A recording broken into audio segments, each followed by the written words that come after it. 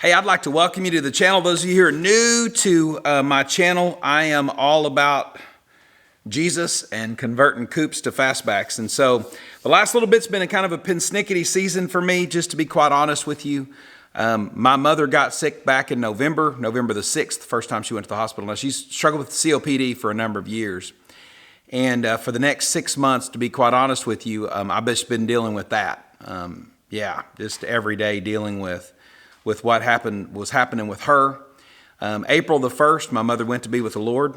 And so from that point forward, I've just had a whole lot of stuff going on trying to deal with all of that, and just hadn't had the emotional energy to get out here and make videos and do some stuff. So I'm still making videos. And like I told you guys before, I'm not telling you to subscribe because I'm like a YouTuber, because I'm not a YouTuber, but I'm just telling you, if you subscribe, that's probably the only way you'll know when I drop a video, because they'll be intermittent. I don't drop them as often as a lot of these guys do. So if you'll do that, you'll be able to keep up with what's going on. But I feel like my life is just about to come back together. It was a lot harder losing my mom than what I realized.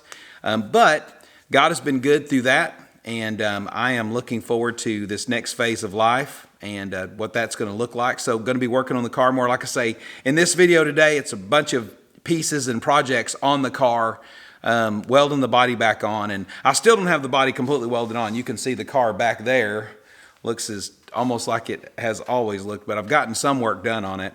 I'm going to work on that a lot harder. I'm going to drop a video next about the parts market. That's going to be a video coming up in the next probably week or so. So I would encourage you to subscribe, because the 2024 parts market has radically changed, and there's some things you got to know about if you're going to try to do a coupe to fastback. And I ordered the parts to convert another coupe to a fastback. I have all those parts in, and I want to report to you what that experience was like. I'm going to let you know what I found out, and I'm going to show you a way that I think you can save. I'm going to say you're going to be able to save $3,300 on your parts. I'm not going to give you a number yet on what you can build a coupe to fastback for, but it's a lot less than I've ever presented before. It's a really, really amazing hack. So that's a video that's coming up. I would suggest subscribe, and that way you're going to know when that video drops. It's probably going to be in the next couple of weeks. So there's going to be that. So anyway, without any further ado, let's get in and I'll show you some stuff that we're doing to the car, and that way you'll kind of be up to date and you'll know where we are, and I'll start dropping videos a little bit more consistently over the next little bit. Hope life is treating you well. Let's watch this video together and let's see some stuff that we're doing to the born again Mustang to take that dude from a coupe to a fastback.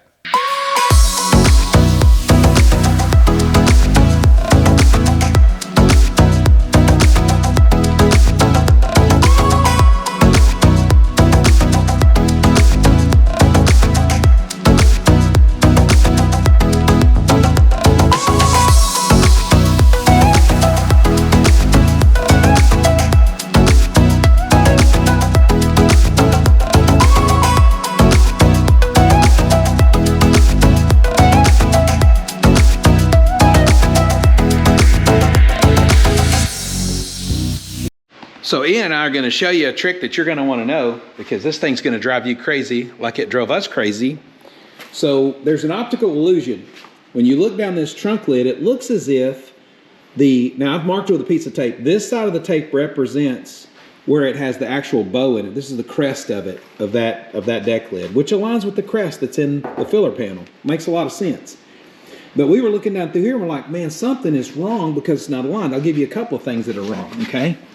So first and foremost, this hole for the key has a misaligned hole where the teeth bite into the opening and the lock locks in. Those are misaligned. Now the hole's in the middle, but the teeth, where the teeth go into it, are misaligned. Now, when you're looking at the trunk lid, this all looks really good. And you go, man, I've got this thing, lined up when you look at it, because I've got tape on there. We've already set this up. And so you look at it now and you're like, okay, we're perfectly aligned. But if I pull this tape back, you see that hole? That hole you would assume is in the middle. It's not. It's off to one side. See that? So that hole, what it does to you is it gives you this optical illusion that the whole top of the car, if you'll look right now look down through there, it looks like the whole deck lid is off to one side, and that the crest of the deck lid, it looks like it's off to one side, but it's not. The hole is wrong. So you cover the hole up with a piece of tape. This is the center line. and that's the center line. The edge of this tape goes all the way up, and you look at it from that perspective, everything's aligned. Now that's just freaky. It's a lot of work, and I'll tell you, it stressed us out for half a minute trying to figure out what the heck was wrong, but it's just the optical illusion of that hole. So anyway, so we're aligned. I'm gonna get back to work. Okay, nasty looking glasses. Sorry about that. That's overspray from some stuff I built for the church. So I'm gonna show you something right quick that's gonna be really, really important. So pinching this gap together, I got this idea from some other shops, so this is not my idea, but I've got this pinched together. It's gonna take some metal work to fix how it kind of puckers that metal up, but I think that'll be okay. But that pinches this gap up for this filler panel on both sides. I've got that. So now, my measurements is 42 1/8 is the loosest. I measured my actual window, and this is something you're gonna have to do. These measurements on the measurement video that I gave out several months back, they are the loose side of the measurements. You can tighten it up a little bit, and that's what I'm doing. I'm tightening this up. Instead of 42 1/8, which is perfect, I'm gonna go to 42 because my window glass, I have an aftermarket window glass, and this is gonna be important if you're gonna be doing these Mustangs. Sometimes there's some variance in the glass depending on where you get the glass from. So mine is a skosh narrower with the gasket on it. And so I'm going from 42 1/8 to 42. That's why it's important to have your glass before you start putting this thing together. So if you look at it, I've got that pinched in right there. And so I'm gonna tack weld this in before I fit the glass. Then I'm gonna fit the glass and make sure that's correct. All of this down here is gonna have to be tapped down. And in the corner, I'm gonna weld all, this is all gonna be sealed. Everything's gonna be welded all the way across the top as well. I'm gonna get the roof on there, and then I'm gonna measure one more time. I'm gonna fit the glass one more time, and then I'm gonna weld everything on that portion and then work my way down to the trunk. But that's just a cool little thing here. Again, it's not my idea to pinch that together. You can tighten this up or loosen it up depending on, what you wanna do. If my gap was wider here, and it needed to be wider for my measurement to be correct here, I'm gonna go ahead and weld this filler panel in anyway. I would have welded it anyway. Instead of that pinch being like it is right there, I would add like I'd just weld that together. I'm gonna weld it together anyway, but what I'm saying is if you needed more gap so that this measurement's correct, then go ahead and leave it wide and then just weld it up. You could add a little piece of filler into it, like a chunk of welding rod or a piece of coat hanger or whatever you need to do to fill the gap. So, all right, so that's that. We're gonna slide the top down. I'm actually going to, let me show you one more thing. So here's where this panel fits. For some reason, this panel has a gap for me right here, and it's probably because of where the inner structure is, but all these are a little bit different.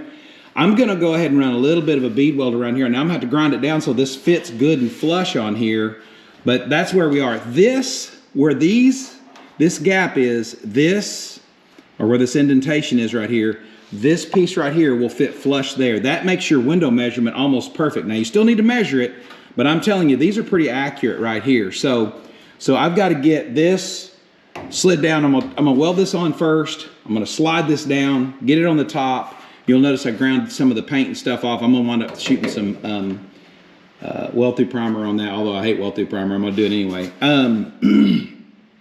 Yeah, so I'm gonna get that down.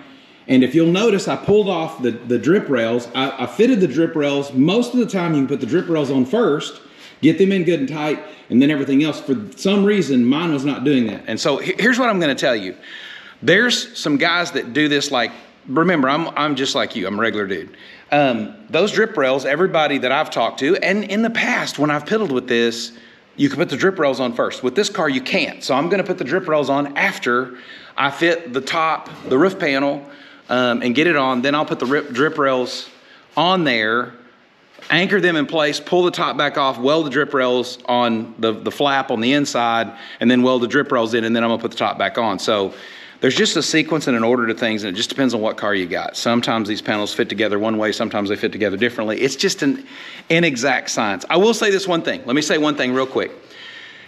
I have found with this car, I should have fitted the quarter panels and the sheet metal. I should have fitted that and left the inner structure loose until I had that fitted, and then pop everything off, weld the inner structure, and go from there. That's how I should have done it, I think. I know there's some guys that are going to tell me that's stupid, and it probably is, but I would have had less trouble had I fitted the inner structure, the wheel wells. If I'd have fitted all of that, fitted the sheet metal on first, because that's what's going to matter to me. The gaps in the sheet metal matter more than the way the inner structure fits. If I'd have fitted that first, screwed together the inner structure, and then come back, and even the wheel wells, if I would have done those, wheel housings, should I say, wheel wells or wheel housings. If I would have fit them loosely, fit them to the fenders first, or the quarters first, and then come back and welded them to the inner structure, screwed them in, welded them to the inner structure after I'd fitted them to the quarters, I would have a lot less fitting and problems to do. And so I've learned my lesson. I'm not going to do that again. We're going to do it the other. So anyway, that's where we are.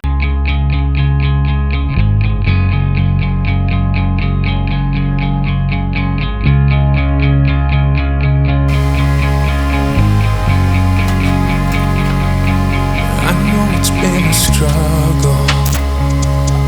I know you've had some pain.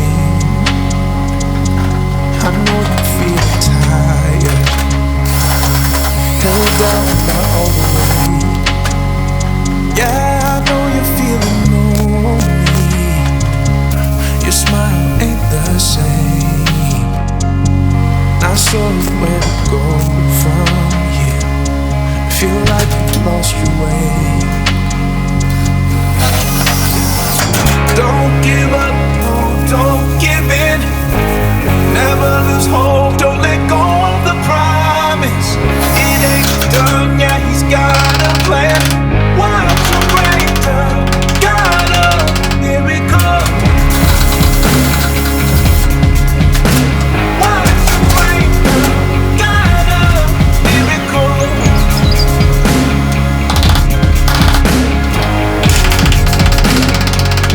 I can see the strength inside you. Child, you're putting up a fight. Oh, you're stronger than you think you are. Yeah, you're gonna be alright. You're accepted, loved, and valued. Beautiful, you're shining bright. Yeah, you're living, breathing, moving. You can hold your head up high. Don't give up, no, don't give in. Never lose hope, don't let go of the promise. It ain't done yet, he's got a plan. Watch him break down, got a miracle. Don't give up, no, don't give in. Never lose hope, don't let go of the promise. It ain't done, life is worth living. Watch him break down.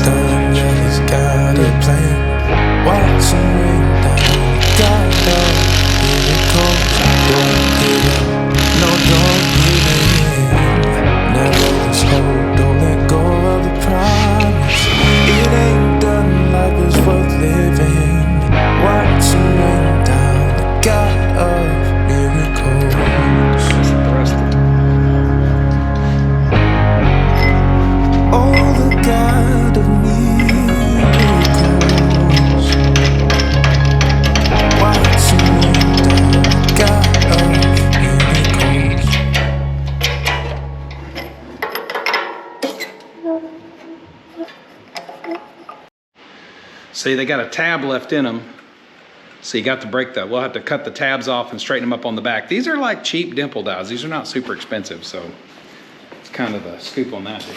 I need to put some more. Morning has broken, my windows are open. Wanna feel the wind blow through my hair.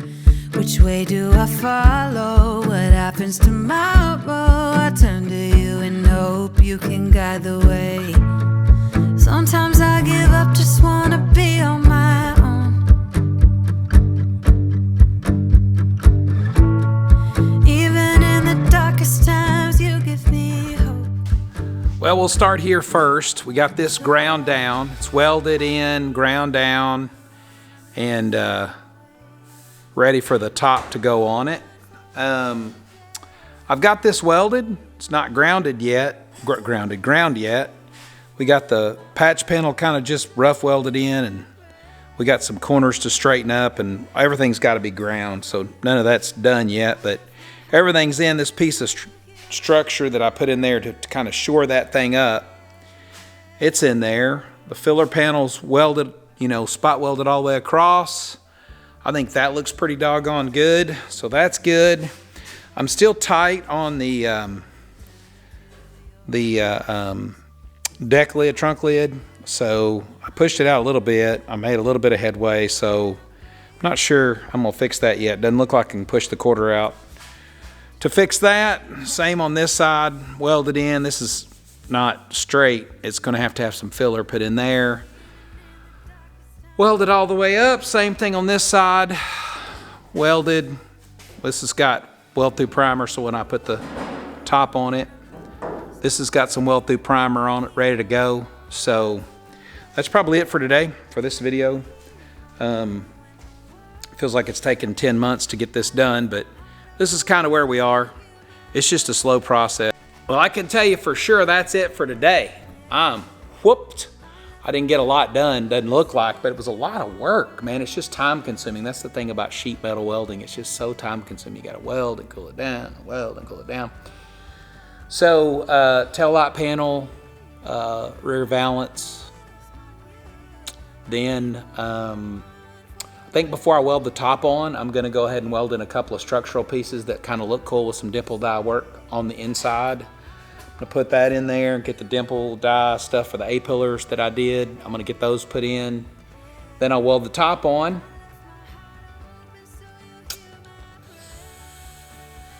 And I can't remember what else. Oh, the front end, I'm just gonna attach it. And so we'll have the complete roller that was supposed to be done back in September. I don't care though, I'm gonna do it however we do it. It's just gonna take our time. So anyway, that's where I am. Thank you guys for watching and following and all that. I've got some parts lists out there. Links will be in the description if you wanna convert a coupe to a fastback. It's doable. I get asked about shops all the time. I don't really have a good recommendation for a shop. Shops are kind of, you know, it just depends. So I don't want to get into that deal where I've had people call me back that, you know, I'd mentioned a shop and they went and didn't have the experience they wanted, and they kind of feel like that I'm responsible. I've not been paid by any shops for anything, not a dime, not a nickel. So I'm going to say this. I don't think it's worth doing a coupe to a fastback. This is my opinion. If you've got a lot of money and you want to do a coupe to a fastback and you have a shop do it, I'm not sure that it's worth the money you're going to spend. Labor's so expensive now, and the shops are paying a lot of money too. So I just don't know that it's worth it. I think you have too much money in the end. So if you can't do it yourself, not going to do it yourself, I don't know that I wouldn't try to find a then fastback and just spend all that big money on that dude. So anyway, that's my story, man. I hope you guys are doing great. God bless you. Keep praying. I'm praying for you. I covet your prayers. I thank you guys. God bless you.